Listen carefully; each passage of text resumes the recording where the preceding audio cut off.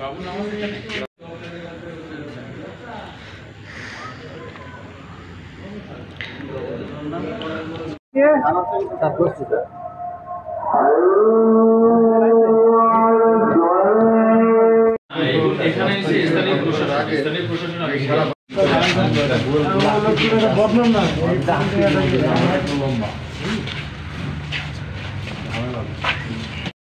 এখানে স্থানীয় প্রশাসন মোবাইলের ভিতরে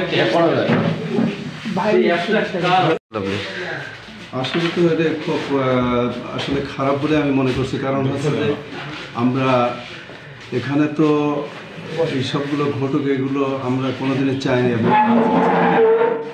ছুটির দিন আমরা এই বিষয়ে জানি না যে কলেজে এরকম একটা ঘটনা ঘটেছে।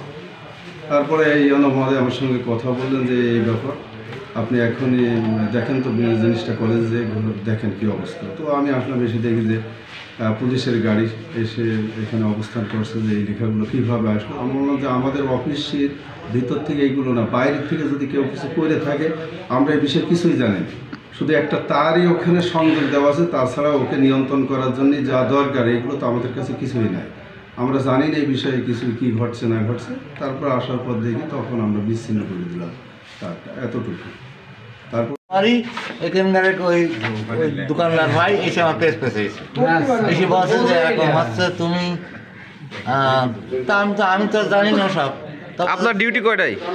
আমার 6টায় আসার কথা। আপনি এসেছেন কয়টায়? আমি 5টা20 আসছি। যখন এসেছিলেন তখন কি দেখছিলেন এটা চলছে কিনা? জি। তখন চলছে? জি। এর লিখা আসছে? জি। তা আপনি শিক্ষকের বলেছেন?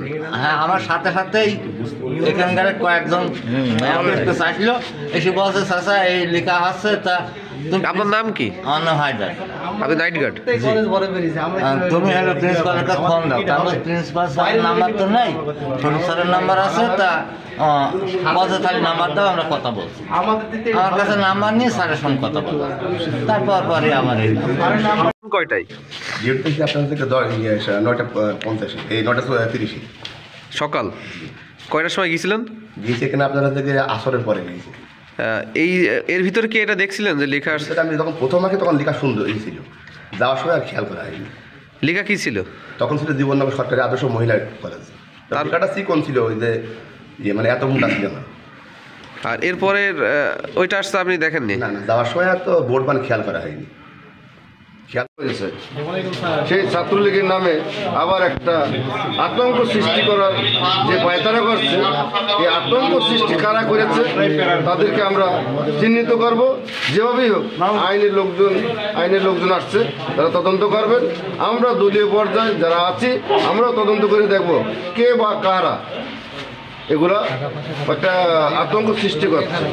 আর যে ছাত্রলীগ এখনো দুঃস্বপ্ন দেখছেন যে বাংলাদেশে আবার ফিরে আসবেন, আপনাদের যে হচ্ছে কি দেশ নেত্রী যে হচ্ছে রাতের আধারে নিজের কর্মীদের দিয়ে পালিয়ে গিয়েছেন, তারা কীভাবে ভাবেন যে আবার ফির ছাত্রলীগ ভয়ঙ্কর রূপে আসবে।